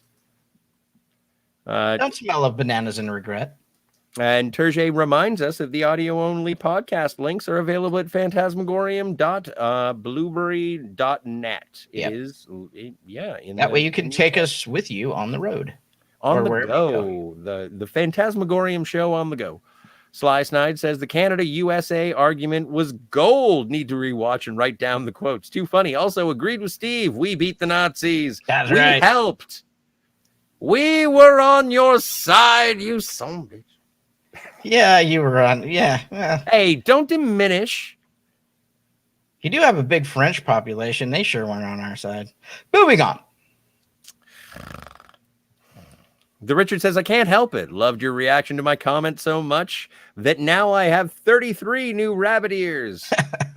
What? Rabbit ears come in pairs. Why are you missing one? Right. Turge says, yes, I've been to the Venice Film Festival. Oh, dude, that's awesome. That's my awesome. friend Ivan is from there, and his family has an apartment there. That's cool. That's pretty bitchin', dude. Slice Knight says, I'm jealous. Need to get some of those European film festivals someday. Me too. Yeah, let's hope when travel is allowed. Yeah. Turge says, such a great vibe. I've only been to one in the U.S., and that was Cinekink. I was working it. Yeah. Yeah, I bet you were working it there, buddy. The Richard says, I love you all. Let's move on, please. We were having a little bit of a thing. Yeah, it was fun. Degrassi says, Turdemic. And the Richard says, Sly Snide, I wish one of my earlier plans was to be able to organize group trips anywhere, especially overseas. I want and I wish. Yeah. Oh, man. And Turge says Shakespeare is overrated. I would love to get a Fantasmagorium meetup going on geographically, but I don't know. Well, at some point, once we have to grow the audience more, and we're doing that. We're making strides every day, and thank you all for participating. But I guess this is a meetup. Yeah, but when we get to a certain size, we could probably do some kind of meetup somewhere. Mm. The Richard says the best film of all time is perpetually subjective and changes. That is true. Yeah. Yep. Pete says Steve is correct. Art is subjective, but you can measure art by comparison. And I think that's what I was saying, Pete. And I agree. I agree with Steve that art is subjective, and it's a matter of if you're comparing two subjective pieces, therein lies the tangle. Yeah, right. That's an issue, and how do you measure it? And that's why it's better not to even worry about it. If you just come to art in that way, then you don't have to fight about it. The problem with fandom is that most people are looking for confirmation bias. They have a confirmation bias, and they're looking for people that will reaffirm their whatever they're feeling about a certain piece of art or movie or book or whatever it is, whatever they like, And then if they don't like something, that's why you'll often hear people start making excuses why somebody doesn't like something. Like, don't make excuses why somebody doesn't like it. Oh, you just don't get it. Well, no, I'm not a babbling moron. I absolutely get it. It just didn't land for me. And that's okay. It's okay. And it's okay that I like something you don't like, or you like something I don't like. It's not, I don't know, man. It's so tribal. It's weird. And because the fandom is so tribal, and it's always kind of been that way. It's not like it's a recent thing. It's just been very exacerbated because our politics have spilled over into our fandom over the last 5 or 10 years. Worse over the last 5 years. But yeah, it's all that affirmation. Everybody needs affirmation. I'm like, dude, it's okay to like whatever you like and dislike whatever you dislike. And let's just have cool conversations about it. Well, and people like me, as recently as just now, created a false dichotomy by making an us and them argument between Birdemic fans and Battlefield Earth fans. And I don't even know if those two films exist in the same genre or comparable. And so to support my argument, I had to create a division where none existed.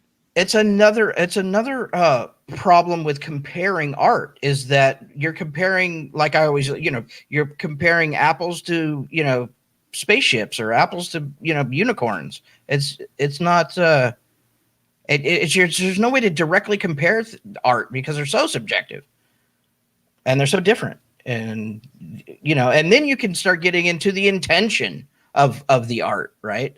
It's a never ending, spiral. Degrassi says, I always laugh out loud in the club at jokes about ESPN. I'm the only one. I've actually been thanked from the stage by several A-list stand-ups for it. Well, I'm not a sports guy, so I would laugh at ESPN as well. Pete says, but then the comparison is the art killer. And yeah. Yes. The Richard says, funny thing is, my moniker never had anything to do with sexuality. For the record, the Richard does have a history. I bet it does. Though it never had anything to do with sex. I'm certain of that. I've had many names, just saying. I didn't mean to editorialize to take away from your point, but I appreciate what you're saying, the Richard. Smiley face. Terje says, a nightmare on Comparison Street with Frederic Cougar. And the beat goes on, says, is your name actually Richard at the Richard? It is. It is. Pete says, these so-called hate channels look for bubbles in pearls, and if they find one, the whole pearl is a piece of shit. Yeah. Yep. Agreed. And most of the time, it's splitting hairs or picking that shit out of pepper. And the beat goes on, says, I just always imagined it was like The Rock. And you always talk in the third person like he does. Oh, yes, in reference to the Richard. Yes. The Richard says, are you not my friend? And the beat goes on, I actually work with what I have and know and who I know. Yeah, mate, at the Richard 13 on all formats. And the beat goes on, I follow your page on Facebook, but I don't think I'm on any of your personal pages. And the beat goes on, continues. I only came back to Facebook for your Midnight Metal page. Yeah, there you go. Amazing. And beat goes on, continues. Now I look like I'm talking to myself at the Richard. Chuckle, chuckle. Degrassi Noel says, Roger Ebert was the master of the reconsidered review. He was a master and a mentor. Mm-hmm. The amount of chances that he gave to films. Yeah, no, I appreciate Roger Ebert, although I do like Gene Siskel a bit better. Me too. Okay. The Richard says, thanks. It's private. You can message, and any of you are welcome to message me at any time. As Bill Paxton's Severin says in Near Dark, we keep odd hours. Find me at the Richard 13 anywhere. And thank you for that contact information, Richard. The Richard says, and the beat goes on. The Richard, gotta go. Love you all. The bro, Chris, and I have a limited work window. Night all and aloha. Aloha. Well, see you, Richard and Chris. It was a pleasure. Thank you so much for stopping by. Degrassi Noel says, that's why I like you, Jews. Guys, we like you too, buddy. We do very much. Appreciate it whenever you're here. Terje says to the Richard, get the work done, son. That's right. And the beat goes on. Mahalo. And the beat goes on. Have you gentlemen read The Immortal Hulk? Just curious. I want to say yes and sound like I'm cool, but I don't think I have. But it sounds super super not. familiar. I'd have to look at it again to. I don't even think I have to say that I am absolute fraud. I don't think that oh heavens. The only Hulk comic that I've read is when he fought Iron Man. Oh. And you have it right there, probably. Yeah, look at that. This one. This is my favorite Iron Man and Hulk comic. Nice. No, I don't think I have. It sounds super familiar, though. So I'll have to take a look. Terje says, sorry, I have a terrible track record for reading comics. I've mostly read Batman. Mm-hmm. I don't have any of the old books anymore. So when I just started collecting some new ones, I have Sandman. I have the Saga Omnibus, which is awesome. I have Swamp Thing. And I have Killing Joke. Nice. And I have Batman Year One. Oh, nice. The collection, or do you have the individual issues? No, the book. Okay. The first book, I'm sorry. Yeah, I have to grab it, but yeah. No, it's cool. But I gotta get more collections. I have a bunch of stuff I'd like to have, just selected. I got rid of a bunch of old books a long time ago. But I've never been a huge comic collector. Oh yeah, no, I've collected. I'm a hoarder. Mm. Well, not compared to others, but I have been known to hoard in the past. Pete says to Beats, is that the story where Bruce Banner is the last alive? That would be an interesting, like the last man on Earth, but it's Bruce Banner and the Hulk. That'd be cool. Yeah, if that's it, then I have not read that. Steve, are you cool if I mute my camera just so I can feed my monkey? Yep. Thanks, man. And the beat goes on, says, I mean, I've mostly kept up with the Immortal Hulk through Comic Storian. I love that channel. That dude's great. I don't get to see it as much as I used to, but yeah, that's pretty cool. And the beat goes on, says, nah, Pete, it's about the Green Door and the real origin of gamma powers. That's cool. It's kind of a horror comic in a way. Really good story. Yeah, see, that sounds familiar. And it sounds awesome. Yeah. Pete says, I'll check it out, Beats. Hell yeah. As will I. I will take a gander. Terje says, is that a banana in your pocket, or is it just the audio-only Fantasmagorium show? Terje, I appreciate that. Yes. And the beat goes on, says to Pete, check out the Comic Storian or Comics Explained on YouTube to catch up. Great story and great channels. Both are great channels. Yeah. And the editing on Comics Explained is like watching a motion comic. I can't believe the work he does. Pete says, I'm subbed to them both, Beats. There's a bunch of cool comic channels. Comic Tropes is pretty good. Yeah. Oh, yeah. There's an audio comic channel. God, I wish it's all Star Wars stuff. It's really good too. I can't pull it right now, but I'll if I find it, I'll put it in the chat later. Cool. Yep. Sorry. Oh no, that's cool. And the beat goes on, says, I might be subbed to that, Pete. I'll check into it though, or check it out though.